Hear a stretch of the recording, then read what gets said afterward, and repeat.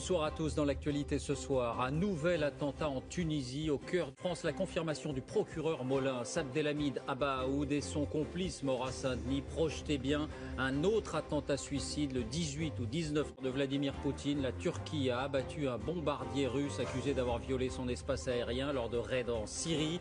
Lundi, un tour de vis sur la laïcité pour prévenir les dérives radicales. C'est ce que demande l'Association des maires de France qui publie un guide des bonnes conduites, menu à la cantine, sorties scolaires, mais aussi crèche de Noël. Et au-delà des réponses policières, cette question maintenant, faut-il être plus intransigeant sur la laïcité pour prévenir les dérives radicales? C'est ce que demande l'Association des maires de France. La démarche avait été entamée après les attentats de janvier.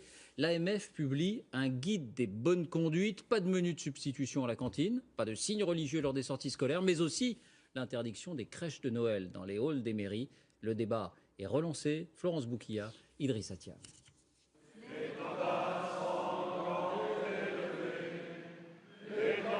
La Marseillaise, chantée par 2000 maires pour affirmer leur détermination face au terrorisme et pour rappeler que la laïcité est le fondement de la République. Le même jour, l'Association des maires de France publie un guide de bonne conduite sur la laïcité et une quinzaine de recommandations. Exemple, pas de menu confessionnel dans les cantines, pas de subvention des cultes, pas de crèche de Noël. Réaffirmer ces principes, selon les maires, aidera à lutter contre l'extrémisme. Cette fermeté, à Vendeuvre-lès-Nancy, on l'assume. Aux commandes d'une ville de 32 000 habitants, 98 nationalités différentes, Stéphane Adblot doit parfois rappeler à l'ordre certains administrés, y compris lorsqu'ils célèbrent un mariage.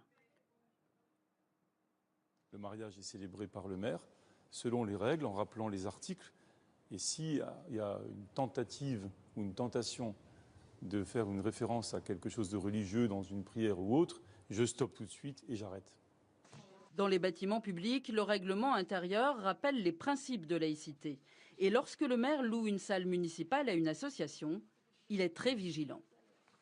Ici, une personne, une fois, est venue pour réserver la salle. Ça devait être un repas de famille, donc il y avait d'autres salles avec d'autres utilisateurs.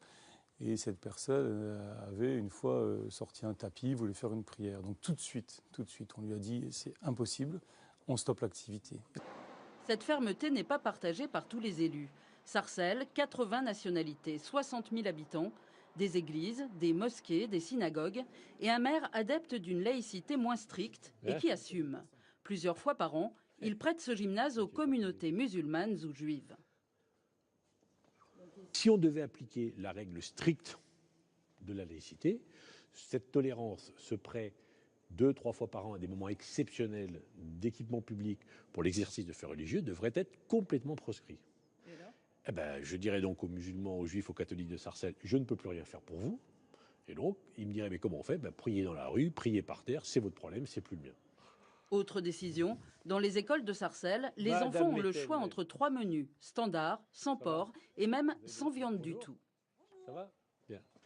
Dans ces écoles-là, dans l'école de la République, mais sur un temps qui n'est pas un temps éducatif, parce que la cantine, c'est un service municipal, on applique, d'une manière un peu hypocrite et sans le dire, une règle religieuse. Ou en tout cas, on n'oblige pas des enfants qui pratiquent une religion à violer des règles fondamentales de leur religion.